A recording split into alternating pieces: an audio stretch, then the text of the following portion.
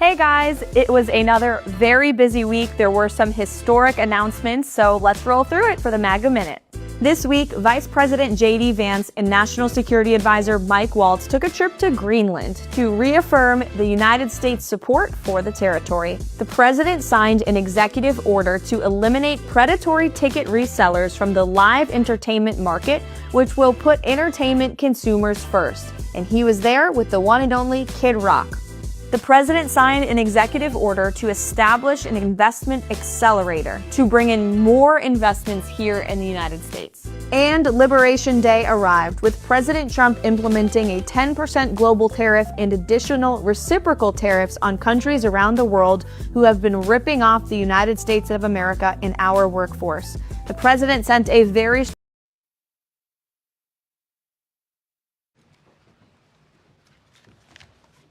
Hello.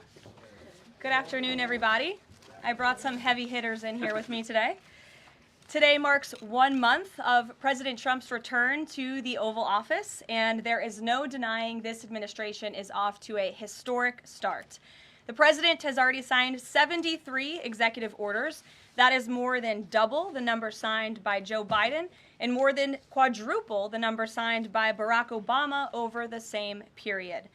These executive orders have ended burdensome regulations, sealed the border, unleashed our domestic energy sector, eliminated divisive DEI from our federal government, stopped the weaponization of government, cut waste, fraud, and abuse, reinstituted America First trade and foreign policies, and ultimately restored common sense. The president also signed the Lake and Riley Act into law, which ensures ICE will detain illegal aliens arrested or charged with theft or violence. As of today, the Senate has already confirmed 18 cabinet-level nominees, which is more than at this point under the Obama administration in 2009, and more than double the pace of the Biden administration in 2021. And today, we expect Kash Patel to be confirmed as the next director of the FBI. We are proud to announce that the president will host his first official cabinet meeting here at the White House next Wednesday, February 26th. In just 4 weeks, President Trump has already hosted the leaders of Israel, Japan, Jordan, and India. And next Monday, the president will host France's President Emmanuel Macron. And on Thursday, the UK Prime Minister Keir Starmer will visit the White House as well. As you all know, over the past month, the president has taken questions from the press, all of you, nearly every single day, sometimes on multiple different occasions in the same day, on any topic any of you wish to talk about. President Trump set the tone on this approach immediately when he took more than 12 times the questions in his first few hours in office, as Joe Biden did in his entire first week. Yesterday, we hosted a local media row here at the White House with television and radio stations from across the country that reached up to 60 million viewers and listeners. In our ongoing pursuit of transparency on this 1 month celebration, I am thrilled to bring 3 of my colleagues and our policy experts here at the White House to further recap this incredible first month of accomplishments in greater detail. We have Deputy Chief of Staff for Policy and Homeland Security Advisor Stephen Miller, the Director of the National Economic Council, Kevin Hassett, and our National Security Advisor, Mike Waltz. I will hand it over to them. They will deliver brief remarks on the accomplishments of this administration in the first month, and then we will open it up to Q&A. When we open up the Q&A portion, I do ask, for the sake of efficiency in this room, that you direct your question to the principal you seek an answer from, and I will call on you in this room. But first, I will let them roll through their remarks, and first up, I'll turn it over to Stephen Miller. Thank you. It's great to be back. And I want to just thank you all for joining today, our 1-month celebration of the most historic opening to a presidency in American history. No president comes close to what Donald Trump has achieved over just the last 30 days. He has packed 8 years of transformative action, restoring this nation, restoring our laws, restoring fairness, restoring economic opportunity, restoring national security in just 1 month. No one in this country has ever seen anything like it. And when you look at the consequentiality and the significance and the transformative nature of the actions he's taking, it truly defies description. For example, in just one area, this nation has been plagued and crippled by illegal discrimination, diversity, equity, and inclusion policies. It's strangled our economy. It has undermined public safety. It has made every aspect of life more difficult, more painful, and less safe. He has ended all DEI across the federal government. He has terminated all federal workers involved in promulgating these unlawful policies. He has ended diversity, equity, and inclusion in all federal contracting. He has restored merit as the cornerstone of all federal policy, restored the full, fair, impartial enforcement of our federal civil rights laws for the first time in generations. And he has cracked down on individuals across this government and nonprofits who have engaged in illegal racial discrimination against the American people. This includes making clear to every educational institution in this country that ending diversity, equity, and inclusion, ending unlawful race discrimination, is a precondition of receiving federal funds. He has also saved women's sports by ending the participation of men in women's sports. He has ended radical gender ideology across the entire federal government, and he's pressured the private sector to also end and combat radical gender ideology. He's reestablished the scientific and biological truth that there are only two sexes in this country, male and female, that those are biologically based determinations. They are not based and can never be based on gender identity. That includes rooting out of the Department of Defense all DEI policies, all critical race theory, all gender madness, and once again having a military that is focused solely and exclusively on readiness, preparedness, and lethality. As I'm sure Kevin will talk about more, of course, he has undertaken a historic cost-cutting effort across the federal government, launching the first ever Department of Government Efficiency, uncovering corruption on a scale that we never thought imaginable, terminating every single federal worker that we have found to be engaged in the corruption and theft and the waste of taxpayer dollars, and already saving $50 billion in a single year, which over a 10-year period would be $500 billion. Just think about how vast and enormous that sum is. Of course, as you all know, he has renamed the Gulf of Mexico to its correct and proper name, the Gulf of America. He has renamed Mount Denali into Mount McKinley, part of a historic effort to restore patriotism and national pride all across this land. He has ended the weaponization of the federal government, restored the Department of Justice to its true mission of combating threats to this nation and keeping the American people safe. He has ended all federal censorship of free speech. This has been one of the greatest crises that has plagued this nation. Years and years and years of the federal government violating the First Amendment to take away Americans' right of free speech. President Trump has ended that, and he has demanded that all federal workers, all law enforcement, cease any effort to intimidate the rights of Americans or to police their speech. He has also restored the death penalty at the Department of Justice, including for illegal aliens who commit murder, including for those who murder cops, and including for all of those who threaten Americans with heinous acts of violence. The death penalty is back. Law and order is back. The streets are being made safe once again.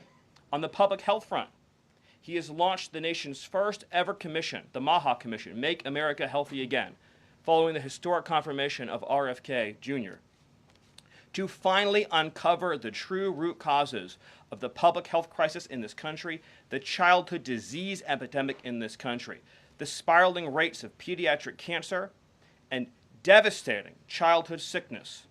He has finally created a situation where the federal health agencies in this country will be focused on preventing disease, on keeping children from getting sick in the first place, not sending them to a lifetime in and out of hospitals, suffering needlessly when we can find ways to prevent this epidemic of illness. Then, of course, on Homeland Security.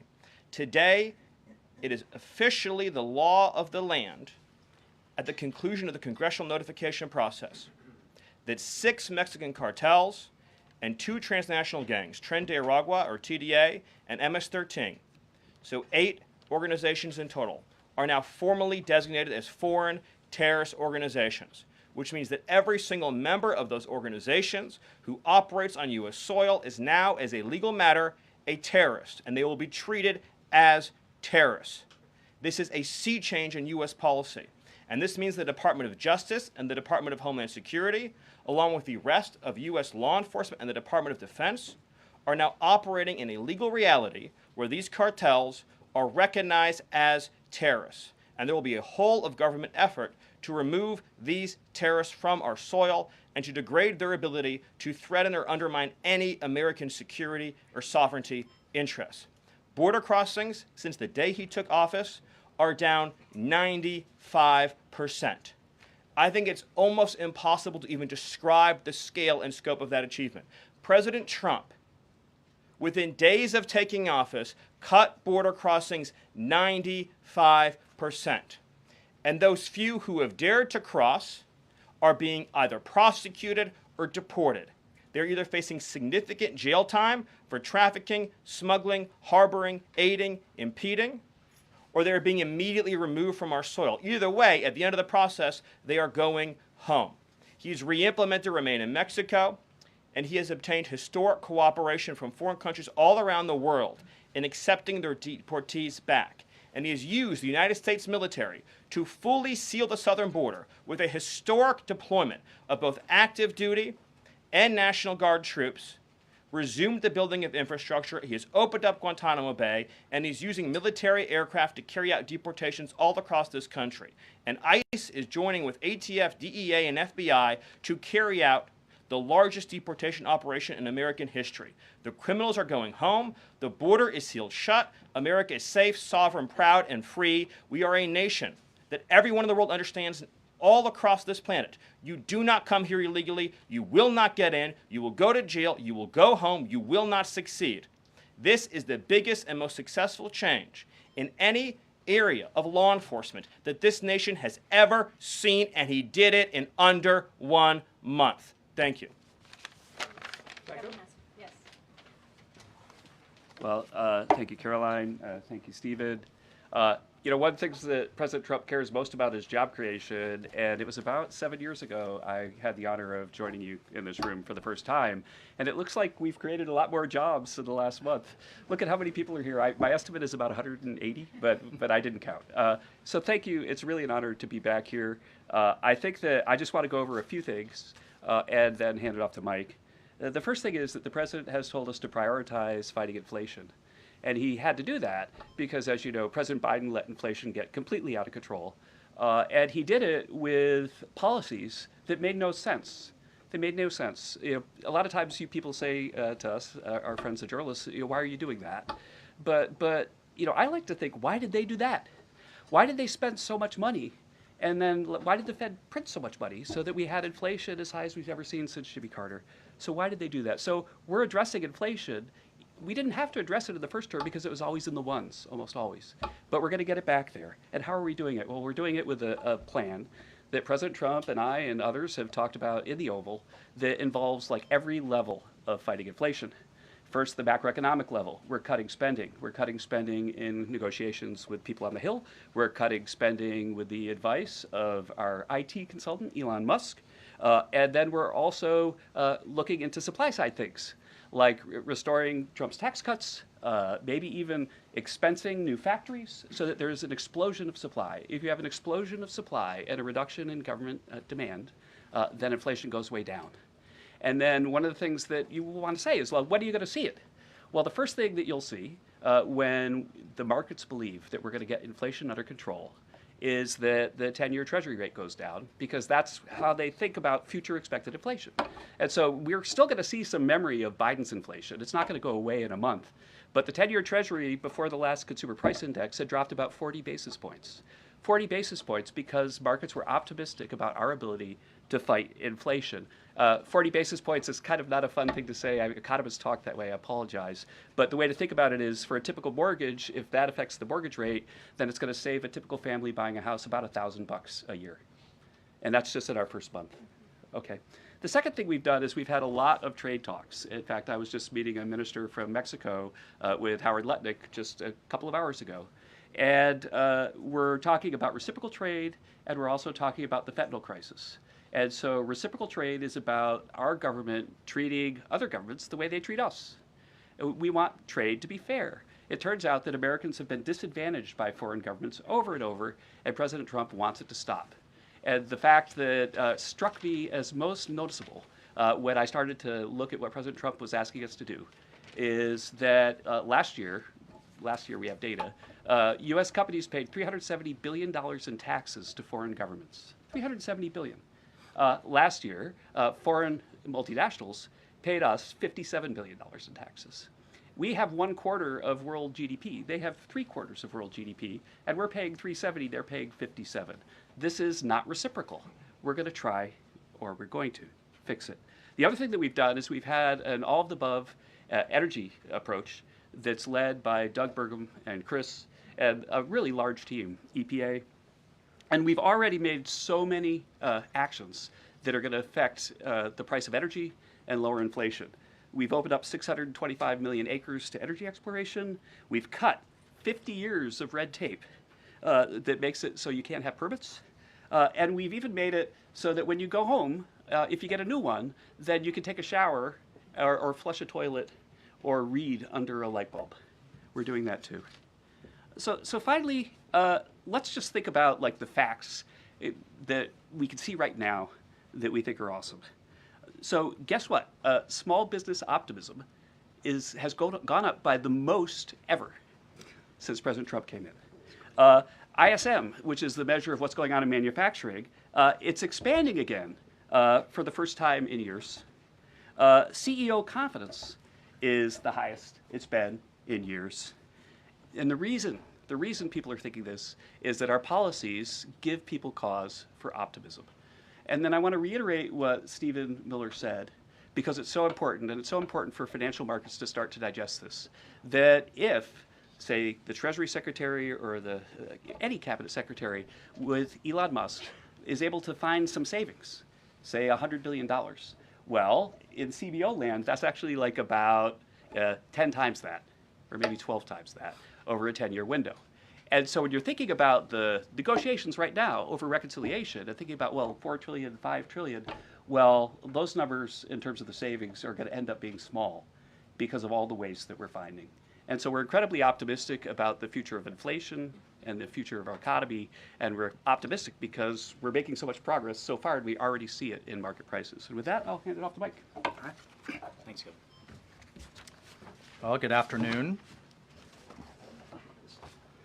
What a month, and what a sea change in our foreign policy. In addition to what we're doing on the border and restoring American sovereignty, in addition to what we're doing in our economy and the job creation and the inflation reduction, we are bringing the world back to where it was at the end of President Trump's first term, which is a world of peace, prosperity, and looking forward and getting us out of the chaos that we've just seen over the last 4 years. So over the last month, just to name a few, I had the honor of sitting in the Oval Office as President Trump spoke with President Putin, and then immediately spoke with President Zelensky, and both of them said only President Trump could bring both sides to the table, and only President Trump could stop the horrific fighting that has been going on now for the better part of 4 years,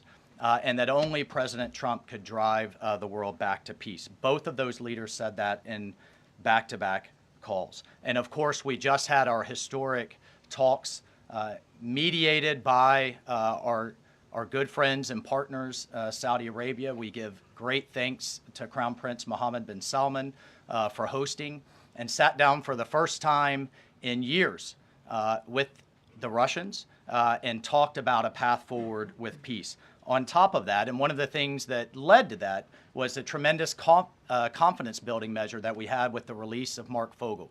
I'll remind everyone, the last time that we had an American released from the Russians, either we gave up a deadly spy, pressured our allies to give up a lethal killer, or we released, under the Biden administration, the world's most notorious arms dealer, Victor Bout, who, by the way, had one of his main clients for arms, the cartels in Mexico and Central America. We gave up none of that. This was released as a confidence-building measure, working with our great Middle East envoy, Steve Witkoff, and our Secretary of State as a first step towards opening these talks and then moving forward towards peace. On top of that, we've secured, just in a month, the return of 12 American hostages from Russia, from Bulgaria, from Venezuela, the Taliban, and Hamas. Excuse me, that's from Belarus, not Bulgaria. We also had, for the first time in quite some time, we took out a senior leader of ISIS, an international financier and recruiter that the military had been trying to take out for quite some time. And wasn't able to do so, frankly, because of a bureaucratic approval process. President Trump said, take him out, and that ISIS financier and leader is no longer on this earth. We've also taken action to eliminate other terrorist organizations in the Middle East. We drove, before the president was even in office, he started talking consequences for people that would hold Americans. Heretofore, there's been nothing but upside. You take an American, you get some better deal. You take another one, maybe you get a better deal. No more. There is now nothing but downside for taking Americans illegally, either as hostages or illegal detainees. And when President Trump sent a very clear message across the Middle East, but particularly to Hamas, that there would be all hell to pay, we suddenly saw a breakthrough. And now we just saw the release of yet another group of hostages. There have been dozens now, including 2 Americans that we've seen once again reunited with their families. As part of the talks with King Abdullah, he offered, and I think the entire world is graciously accepted, to take 2,000 sick children, cancer patients, and others out of Gaza as a humanitarian gesture. 2,000 Gazans will come out of that hellhole that it is, that wasteland that Gaza is right now, with unexploded ordnance, with debris everywhere, with no sewage, with no water. And President Trump has put forward a plan to deal with the practical reality that is 1.8 million Gazans now truly suffering. And then, just to bring it back to our own hemisphere, we've seen literally in the last month, after years of national security experts, the generals in charge, and others testifying and ringing the alarm bells about the Chinese Communist Party's presence in our own hemisphere, particularly in the Panama Canal. We're seeing the leadership of Panama step away from the Belt and Road program, move away from China and back towards the United States, and even enter into talks and other negotiations about addressing the ports on either side of the canal. And then finally, last but not least, we've had 4 world leaders in the White House, in the Oval Office. We've had the Prime Minister of Japan, the Prime Minister of India, the King of Jordan, and of course the Prime Minister of Israel, just in the last 4 weeks. And next week we'll have the Prime Minister of the United Kingdom, and we'll have the President of France, Macron. So President Trump is on what we call Trump warp speed. We are all honored to be really serving under his leadership and his vision, and truly, when we all say, and the president himself says, he is a president of peace. He is a president focused on restoring stability. I think the entire world saw what the world will look like without strong American leadership in the last 4 years. And it's truly been an honor to get us back to where we were and back on track under President Trump's leadership. Thank you, Mike. Thank you. Thank you, everybody. I'm sure you're very eager to ask questions of these very smart people working very hard on behalf of the president. We do have somebody in our new media seat today. We have John Stoll, who is the head of news at X. As you all know, you're all on X. It's home to hundreds of millions of users, a large contingent of independent journalists and news organizations across geographies and political spectrums. And at the same time, X remains the go-to platform for many legacy news outlets. And I know, as I mentioned, many of the reporters in this room use X to attract eyeballs to your work. Prior to joining X, John spent 2 decades in journalism, including several years as an editor at the Wall Street Journal. We are excited to have him in the briefing room today. John, we'll let you kick it off. And as I said at the top, please direct your question to the individual up here who you'd like an answer from. John, why don't you begin? All right, thank you very much. I am sitting in for a thriving ecosystem of journalists, independent and emerging news organizations who do depend on X for publicity, for a business model. And so I look forward to seeing many of them in this seat in months and years to come. I also thank you, Karoline, for opening this seat up to new media. It really is a testament not only to your open-mindedness, but also to innovation, that you'd actually think about, folks that are not traditionally credentialed to be in this room, and not only have a question, but also to witness. This is at a very important intersection of power and the free press. Mm-hmm. And so just the ability to witness this and be part of it, it brings everybody's game up. So thank you for that. I think this is for Mike Waltz. My question is about Ukraine. Sure. For about more than 10 years, I've been fascinated, like many, with what's going on. Was in Northern Europe, working out of the Baltics when Crimea was annexed, and was a lot of this came on Twitter. The platform used to be known as Twitter. Was a lot of European leaders would talk about their disappointment and solidarity with Ukraine, but when it came to actually doing something, it felt like they were passing a hot potato and sent it over the Atlantic.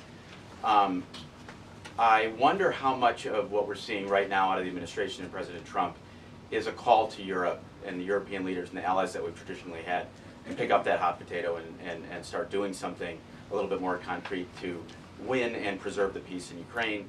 The second question I have is, it's related, is there's been a lot of speculation that President Trump and the administration might be manipulated by Vladimir Putin.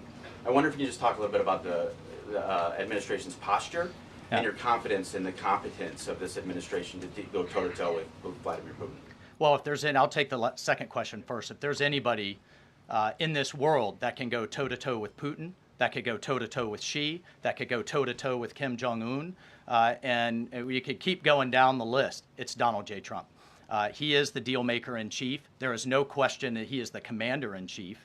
And I, for one, and I think all Americans and around the world should have no doubt about his ability to not only handle Putin, but to handle the complexity of driving this war to an end. And then on your first piece on Europe, I'll take you back to 2014. You're right, there was a lot of hand-wringing in Europe and not a lot of action. There's also a lot of hand-wringing here in Washington under the Obama administration and not a lot of action. They literally threw blankets at the problem. And so I'll remind everyone that Putin had some type of conflict, invasion, or issue with their neighbor under President Bush with Georgia, under President Obama with Ukraine 2014, not under President Trump 45, and again with President Biden in 2022. The war should have been deterred. The war should have never happened, and I have no doubt it would not have happened under President Trump and will stop under President Trump again. But I just want to push back on this notion of our European allies not being consulted as we've entered into this process. I already mentioned the immediate phone call President Trump made to President Zelensky. He has talked to President Macron of France repeatedly last week. President Macron convened European leaders and then is coming here on Monday. Prime Minister Starmer is coming next Thursday. I've talked to every one of my national security advisor counterparts across the spectrum in Europe. I've talked to Secretary General Rutte, the leader of NATO, the Secretary General of NATO. We have repeatedly, by the way, we had half our cabinet, 7 cabinet officials, including the vice president, at the Munich Security Conference, all engaging, all listening, and all making sure our allies are heard. However, we've also made it clear for years, decades even, that it is unacceptable that the United States and the United States taxpayer continues to bear the burden, not only of the cost of the war in Ukraine, but of the defense of Europe. We fully support our NATO allies. We fully support the Article 5 commitment. But it's time for our European allies to step up. And one of the things that Secretary General Rutte said on our call was, this last couple of weeks have been a real wake-up call. And I asked him, what have you been missing the last couple of years? The fact that we are going to enter into a NATO summit this June with a third of our NATO allies still not meeting the 2% minimum, a commitment they made a decade ago, literally a decade ago, with a war on their doorstep, the largest war that they're all extremely concerned about, but yet it's, well, somebody else needs to pay. We've got other domestic priorities. It's unacceptable. President Trump's made that clear. And the minimum needs to be met. We need to be at 100% in this June at the NATO summit. And then let's talk about exceeding it, which is what President Trump has been talking about with 5% of GDP. Europe needs to step up for their own defense as a partner, and we can be friends and allies and have those tough conversations. Great. Peter. Thank you, Caroline. I have a Ukraine one and a Doge one. Who can talk Doge? Stephen. I could Do both, Doge then. all of us. Doge then. Well, so Stephen, we're hearing about these Doge dividend checks that would be 20% back to taxpayers, 20% to pay down the debt, 60% is left. Who gets that? Well, the way that it works is when you achieve savings, you can either return it to taxpayers, you can return it to our debtors, or it can be cycled into next year's budget, and then it just lowers the overall baseline for next year. So in other words, you can just transfer into the next fiscal window and then lower the overall spending level. And that means that you can achieve a permanent savings that way, and that reduces the deficit. And when is it that people might see those checks? Well, this is all going to be worked on through the reconciliation process with Congress that's going underway right now. As you've seen, the Senate's moving a bill, the House is moving a bill. The President has great confidence in both chambers to deliver on his priorities. I would just take this opportunity to note that President Trump has made a historic commitment to the working class of this country to fight for major tax relief and major price relief. And cutting spending, as Doge is doing, and cutting taxes is the key to delivering on both of those promises, and President Trump is resolutely committed to doing both. Thank you. And on Ukraine, I guess this is for Mike. Sure. After the president's post on Truth Social yesterday, need to know, who does he think is more responsible for the Russian invasion of Ukraine, Putin or Zelensky? Well, look, his goal, Peter, is to bring this war to an end, period. And there has been ongoing fighting on both sides. It is World War I style trench warfare. His frustration with President Zelensky is that you've heard is multifold. One, there needs to be a deep appreciation for what the American people, what the American taxpayer, what President Trump did in his first term, and what we've done since. So some of the rhetoric coming out of Kyiv, frankly, and insults to President Trump were unacceptable, number one. Number two, our own Secretary of Treasury personally made the trip to offer the Ukrainians what can only be described as a historic opportunity. That is for America to co-invest with Ukraine in their minerals, in their resources, to truly grow the pie. So case in point, there's a foundry that processes aluminum in Ukraine. It's been damaged. It's not at its current capacity. If that is restored, it would account for America's entire imports of aluminum for an entire year. That one foundry. There are tremendous resources there. Not only is that long-term security for Ukraine, not only do we help them grow the pie with investments, but we do have an obligation to the American taxpayer in helping them recoup the hundreds of billions that have occurred. So, rather than enter into some constructive conversations about what that deal should be going forward, we got a lot of rhetoric in the media that was incredibly unfortunate. And I could just tell you, Peter, as a veteran, as somebody who's been in combat, this war is horrific.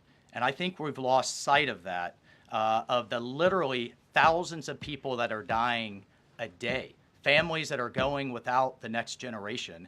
And I find it kind of, frankly ridiculous. So many people in Washington that were just demanding, pounding the table for a ceasefire in Gaza are suddenly aghast that the president would demand one and both sides come to the table when it comes to Ukraine, a war that has been arguably far greater in scope and scale, and far more dangerous in terms of global escalation to U.S. security. And I do have one for Karoline. Does President Trump have a bet with Trudeau about this USA-Canada hockey game tonight? And when there is a big hockey game on, is the president watching for the goals or for the fights? Probably both. I think he's watching for the United States to win tonight. I know he talked to the USA hockey team this morning. He talked to the players after their morning practice around 10 o'clock.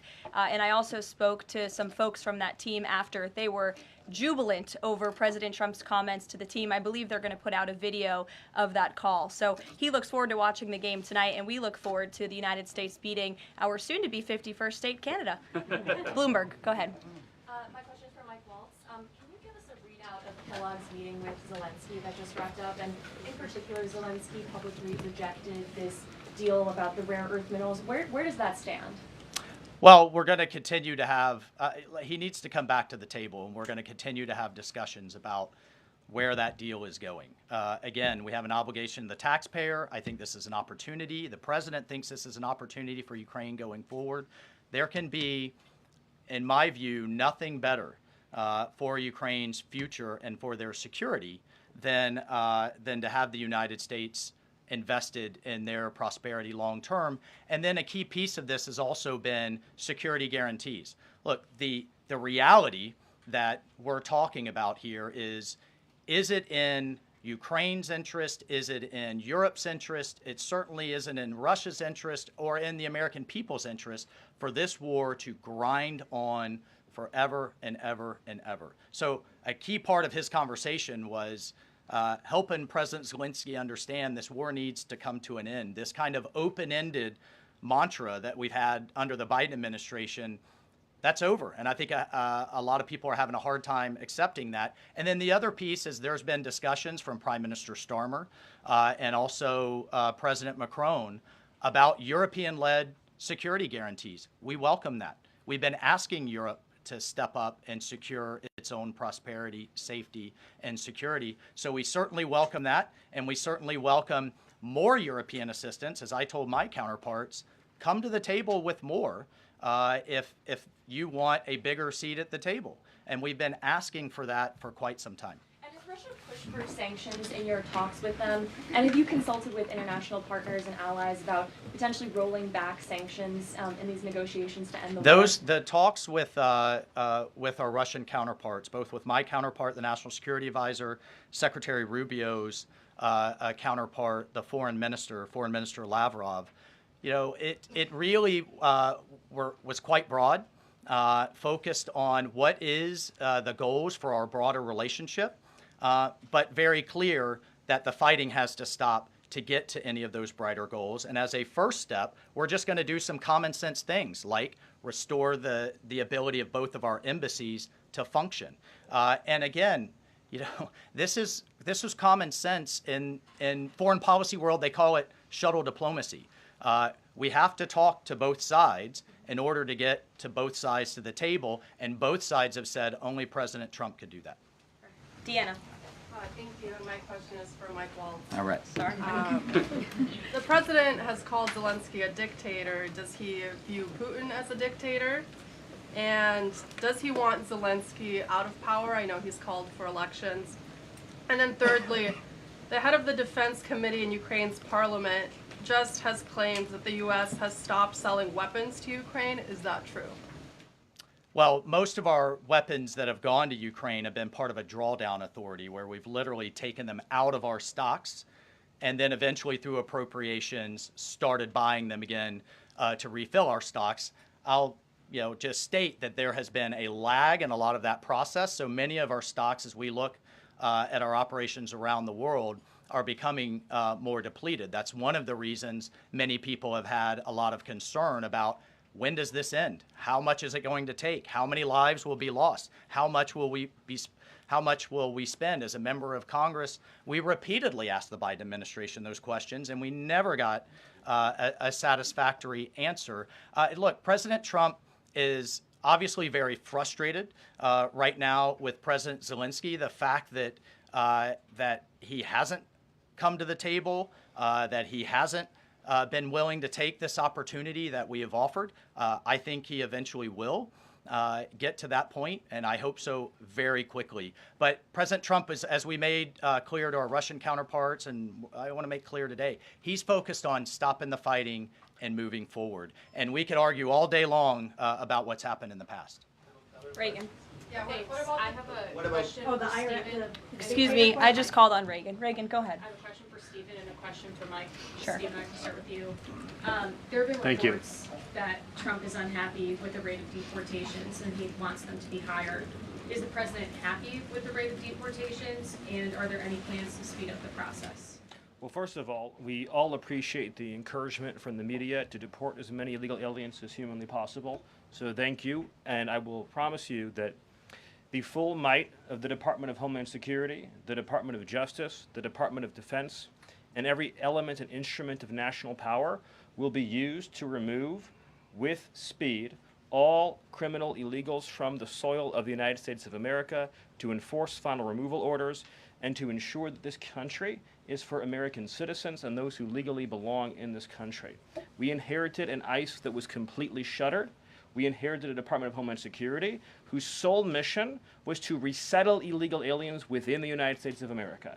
In 30 days, the president sealed the border shut, declared the cartels to be terrorist organizations, has increased ICE deportations to levels not seen in decades, and we are shortly on the verge of achieving a pace and speed of deportations this country has never before seen. Thank you. And Mike, there have been reports that there's some underground opposition to Trump's pick for Undersecretary of Defense and Policy, Elbridge Colby. Have you or anyone from the administration been personally lobbying senators to support Elbridge Colby? Look, I've worked with Bridge Colby in the past. He has the president's full support to be the Undersecretary of Policy, which will be a critical policy arm for Secretary Hegseth going forward that will implement a lot of these policies. And really, that's been to the extent of it. I think there's been a lot of kind of, breathless, I don't know, back and forth in the press. But we're full speed ahead to get the president's team in place so we can implement his America First policy. Thank you. Mike has spoken pretty extensively. Does anybody have questions for Stephen or for Mr. Hassett? Nobody wants to talk about the economy? Sure. IRS? Okay, go ahead. This would be for either one of you. So we reported, several other outlets have reported that about 3,500 people are due to be lose their jobs at the IRS by the end of the week. If the goal of these spending cuts across the federal government has been to reduce the debt, why impose some of the deepest cuts we've seen so far at the agency responsible for raising revenue for the federal government? Well, I think our objective is to make sure that the employees that we pay are being productive and effective. And there are many, more than 100,000 people working to collect taxes, and not all of them are fully occupied. And the Treasury Secretary is studying the matter and feels like 3,500 is a small number, and probably can get bigger, especially as we improve the IT at the IRS. And so I think that it's absolutely something that is on the table for good reasons. And the point is that don't just talk about the IRS, talk about all of government. That there are so many places, I live in D.C., you maybe live in D.C., where nobody's going to the buildings. People aren't commuting because nobody's doing their job. We look back and we see that there are all these people doing 2 jobs while they're getting a government payroll on the payroll. So the point is we're fixing that, and the IRS is a small part of that picture. So you're saying that everybody who's being let go was doing a bad job? I'm saying that we're studying every agency and deciding who to let go and why. And we're doing so very rationally with a lot of support from analysis. Because we're being told by a lot of people who have been let go at other agencies that they were told they were being dismissed because of poor performance, when in some cases they haven't even had a performance review yet because they've only been on the job a couple of months. Yeah, I've never seen a person who was laid off for poor performance say that they were performing poorly. Okay. Karoline? Good point. Sure, Caitlin. I have a question. I'll start with you, Kevin Hassett. Thank you for being here. And then I've got a question for Mr. Waltz. On these potential checks that you might send out from DOJ, is there a concern as you're thinking through this that they could be inflationary? Oh, absolutely not, because imagine if we don't spend government money and we give it back to people, then if they spend it all, then you're even. But they're probably going to save a lot of it, in which case you're reducing inflation. Okay, so you're And also, when the government spends a lot, that's what creates inflation. We learned that from Joe Biden. And so if we reduce government spending, then that's reduces inflation. And if you give people money, then they're going to save a bunch of it. And when they save it, then that also reduces demand and reduces inflation. Okay, so you're not worried about it. And No, I'm Mr. not. Walt, to follow up on Peter's question, you wrote in an op-ed in the fall of 2023 that, quote, Putin is to blame, certainly like Al-Qaeda was to blame for 9/11. Do you still feel that way now, or do you share the president's assessment as he says Ukraine is to blame for the start of this war? Well, it shouldn't surprise you that I share the president's assessment on all kinds of issues. What I wrote as a member of Congress was as a former member of Congress. Look, what I share the president's assessment on is that the war has to end. And what comes with that? What comes with that should be, at some point, elections. What comes with that should be peace. What comes with that is prosperity that we've just offered in this natural resources and economic partnership arrangement. An end to the killing and European security and security for the world. The president's not only determined to do that in Europe, he's determined to do it in the Middle East. And just a few months ago, we had an administration that had tried for 15 months, week after week, sitting with you here and couldn't get us to a ceasefire, couldn't get our hostages out.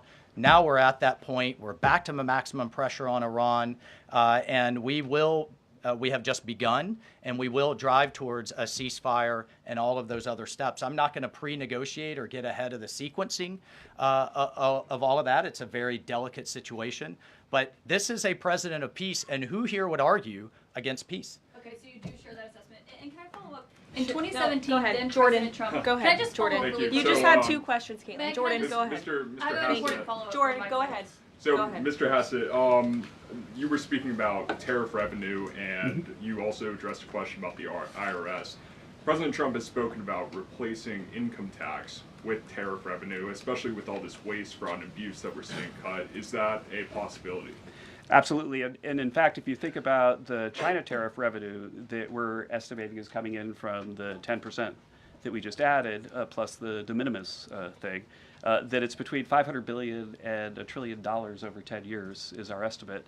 And that's something that is outside of the reductions that markets are seeing through the negotiations up on the Hill. And so we expect that the tariff revenue is actually going to make it much easier for Republicans to pass a bill, and that was the president's plan all along. And then I have a question for Stephen Miller about Doge. So you spoke about Doge. You said roughly $50 billion is set to be cut in a year of waste, fraud, and abuse by unelected bureaucrats. We're hearing this ironic narrative from the president's critics and the left-wing media that Elon Musk is an unelected bureaucrat and he's doing all this terrible stuff. Isn't one of Doge's objectives to get rid of the federal bureaucracy, the deep state, and also who was running the White House when Joe Biden was in office? Because I don't know a single person who believes it was Joe Biden. Yes, you're tempting me to say some very harsh things about some of our media friends.